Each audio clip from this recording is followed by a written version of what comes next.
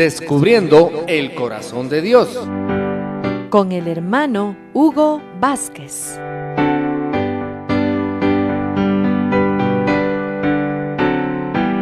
Bienaventurados los mansos, porque ellos recibirán la tierra por heredad. Mateo 5:5. La historia del pueblo de Israel como nación ha girado en torno a una promesa.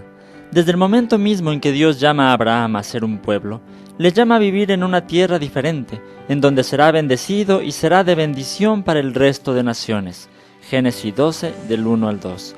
Pero no obstante, por causa de la desobediencia del pueblo, o por diferentes factores, Israel terminó en muchas ocasiones siendo conquistado y perdiendo potestad de su tierra. Cuando el pueblo terminó en Egipto viviendo como esclavos, Dios escuchó sus clamores y tuvo compasión de ellos. Entonces levanta a Moisés como libertador de su pueblo, con la promesa nuevamente de llevarlos a vivir en una tierra, a una tierra en la que fluye leche y miel. Éxodo 3:8.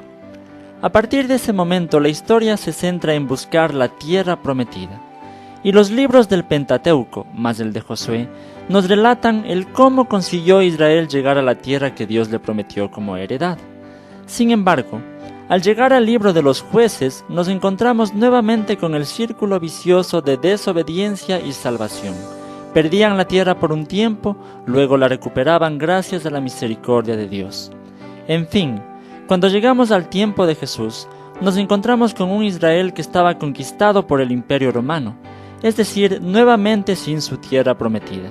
Y la esperanza del Mesías en el Antiguo Testamento estaba muy avivada por la desesperación por obtener nuevamente el control de su tierra.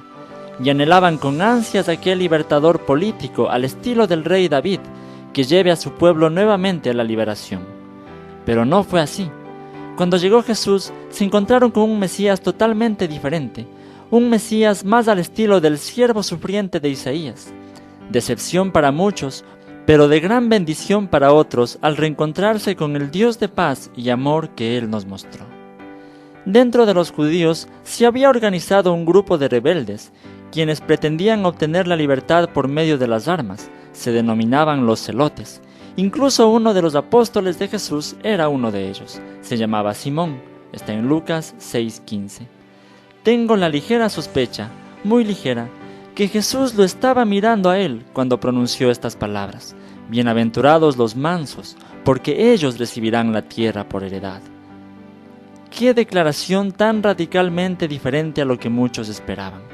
La verdadera dicha, felicidad y bienaventuranza no estaba en obtener la tierra por medio de la fuerza, sino más bien en ser manso y rechazar radicalmente a todo tipo de violencia, siguiendo el ejemplo de Jesús, quien era manso y humilde de corazón. Mateo 11:29. Y a quien cuando le agredían nunca respondía con violencia. Primera de Pedro 2, 21 al 23.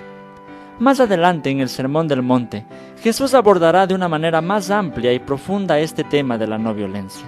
Y esto se convertirá en una de las enseñanzas más radicales y diferentes que tiene el cristianismo o cualquier otro tipo de religión o filosofía de vida, ya que el Maestro no solo enseñó esto en la teoría, sino que lo vivió en su propia vida.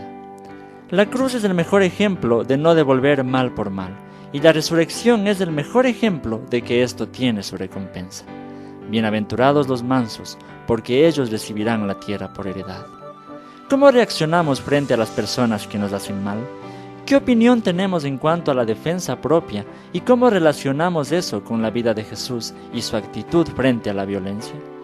Los evangelios nos relatan una ocasión cuando Jesús iba a ser arrestado, que Simón Pedro, por causa de defender a su maestro, sacó su espada y cortó la oreja de uno de los que le iban a arrestar a Jesús. Jesús lo reprende duramente. Juan nos dice que le dijo: mete tu espada en la vaina, el vaso que el Padre me ha dado, ¿no lo tengo que beber? Juan 18:11. Y Mateo nos dice que le dijo: vuelve tu espada a su lugar, porque todos los que tomen espada, a espada perecerán. Mateo 26:52. En fin, las motivaciones de Pedro eran supuestamente buenas, ya que era el Mesías a quien iban a arrestar. ¿Cómo entonces iba a liberar al pueblo de los romanos? Había que defenderlo. Pero, reflexionemos, Si en esta ocasión, en la que parecía tan razonable el uso de la violencia, Jesús la reprende, ¿cómo creemos nosotros que en ocasiones menores tenemos derecho a usar la violencia en defensa propia? El pueblo judío esperaba su libertad. Pensaban que eran esclavos y que estaban bajo el control de los romanos. Querían a toda costa recuperar su libertad. Sin embargo, su historia demuestra que la libertad política y territorial la obtuvieron muchas veces, pero nunca pudieron mantenerla. ¿Por qué? Porque esa no era la libertad que necesitaban. Si querían ser verdaderamente libres, lo tenían que ser primero en su interior. La verdadera libertad es la libertad espiritual, la libertad que solo Dios nos puede dar, la que no se obtiene con las armas ni con la fuerza, sino con el amor y con la verdad. Conoceréis la verdad y la verdad los hará libres, decía Jesús en Juan 8:32. La promesa de recibir la tierra por heredad es también para hoy, para nosotros que anhelamos también nuestra liberación. Pero la tierra prometida que esperamos no tiene comparación alguna con ningún territorio actual, ni ninguna tierra por más fructífera que sea. Recibir la tierra por heredad es vivir para siempre en el reino de Dios, junto a Él, en total libertad, en el lugar más bello y hermoso que jamás podremos soñar ni imaginar. Que Dios nos ayude a ser mansos y humildes de corazón, cada día con la mirada puesta en nuestro Dios y Salvador, Jesucristo.